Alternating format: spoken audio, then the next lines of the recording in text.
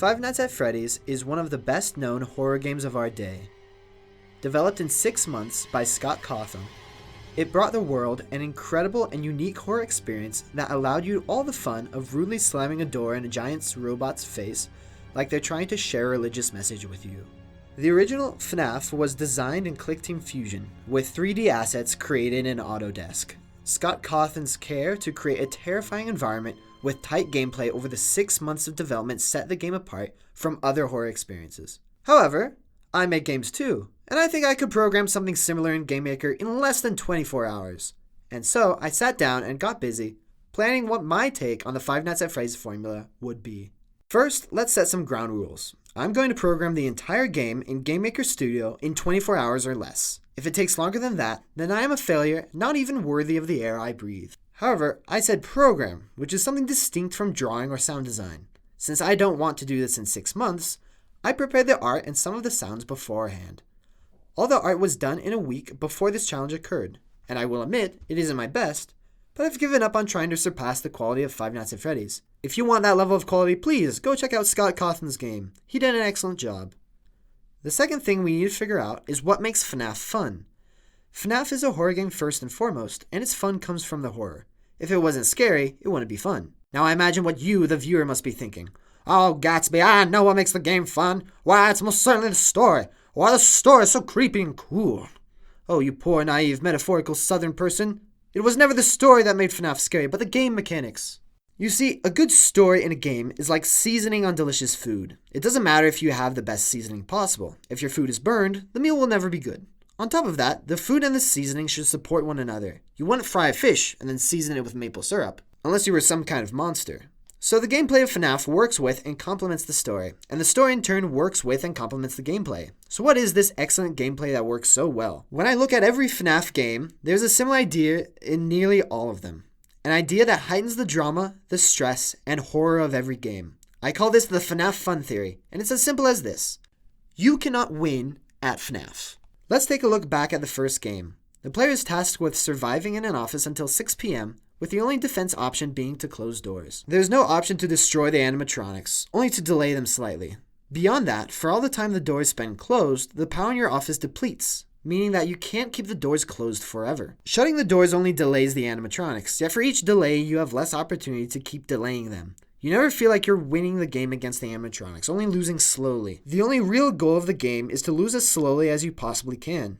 And with maybe a few exceptions, we see this idea reiterated in nearly every FNAF game. For example, in Sister Location, you need to keep tiny ballerinas away by shaking them off while you also make sure that you don't shake too much.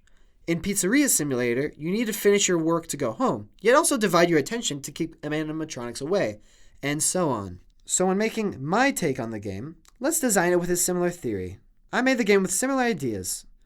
Essentially, you need to shock hallways that you can't see into, and each shock depletes the number of shocks you have to survive the night. If you shock a hallway without a monster in it, you lose a shock and come that much closer to losing the game entirely. The antechamber adds in a room that you are basically forced to watch the cameras, because if an enemy enters that room, they might end up in either the left or right hallway. And finally, to complicate you looking through the camera and tracking the monster's movements, there's an Ashman that will block your view of critical rooms. We'll make 3 simple AIs, and because I'm Gatsby, they'll all be characters from one of my favorite books. The first 2 monsters you meet, Nick and Jordan, are similar in that they are biased to go to the right and left respectively, whereas Daisy will figure out what room the player is looking into and then try to go there.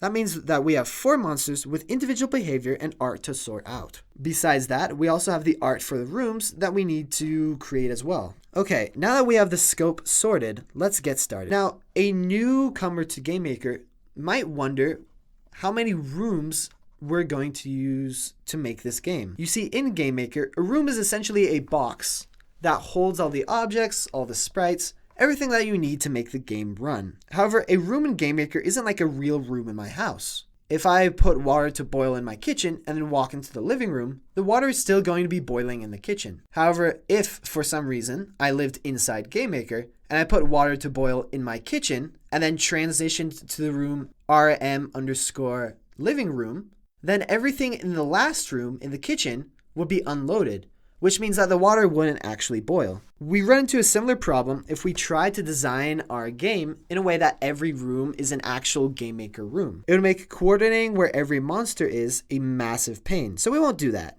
Instead, we will merely change the background for one room and add some visual effects. The entire game itself runs in one GameMaker room, with only the visual of the room changing when we move our camera. That way, we can use the same objects constantly, without having to worry that they'll get unloaded when we move rooms. Okay, now for objects.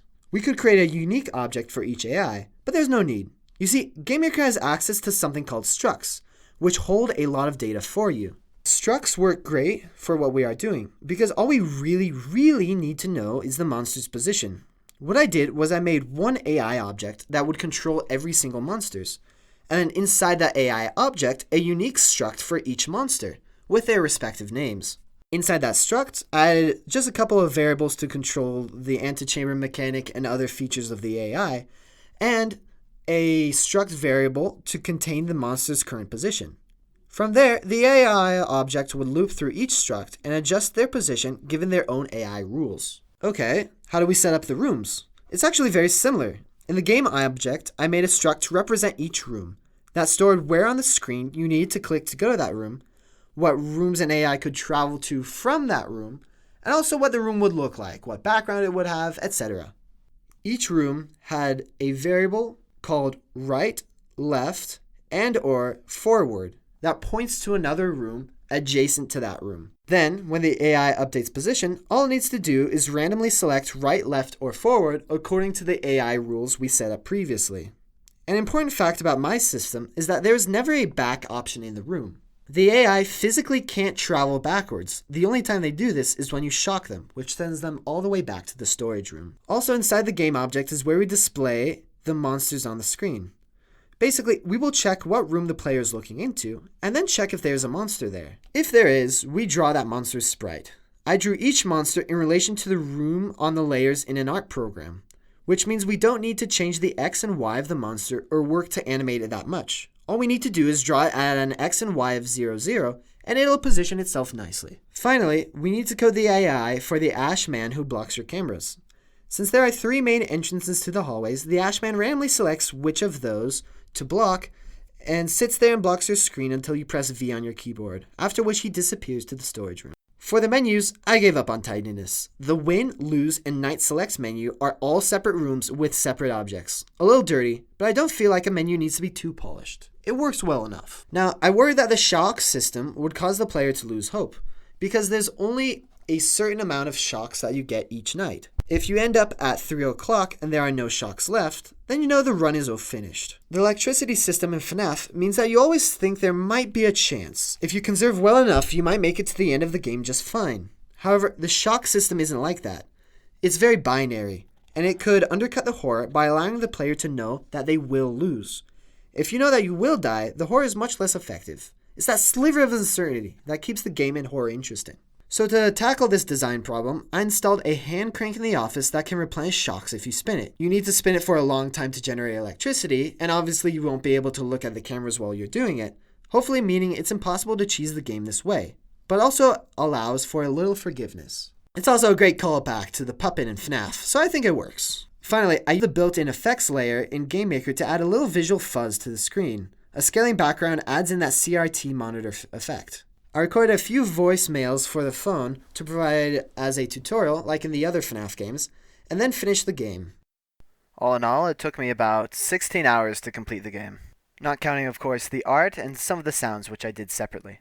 Wow, what a ride. Through this journey, we looked into the design of FNAF and tried to recreate it in a unique way in GameMaker Studio 2. The game lacks the polish and care that made FNAF so great. In my opinion, the horror atmosphere fell a bit short. There also wasn't much time to playtest and polish the little aspects of the game to make the game feel great to play.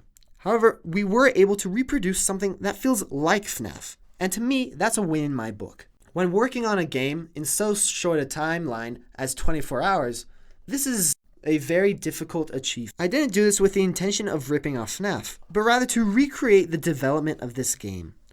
I kept my scope reasonable, allowing me to finish a game with actual real gameplay. And I worked hard to come in at just below my deadline. If you are making a game, FNAF-like or not, consider the scope of your game and your ability to see it through. Get to know GameMaker and all the cool features it has.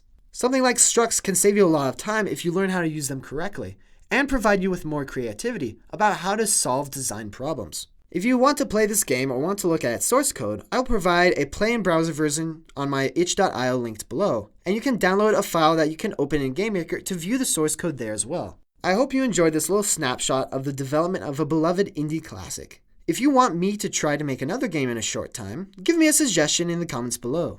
If you want to stay updated on what I make next, please subscribe, it really helps the channel. And finally, if people really want it, and I get, I don't know, maybe 1,000 likes on this video, I can make a longer tutorial that walks through my code in more detail. No promises on that though. Thank you so much for watching, and have a lovely evening, old sport.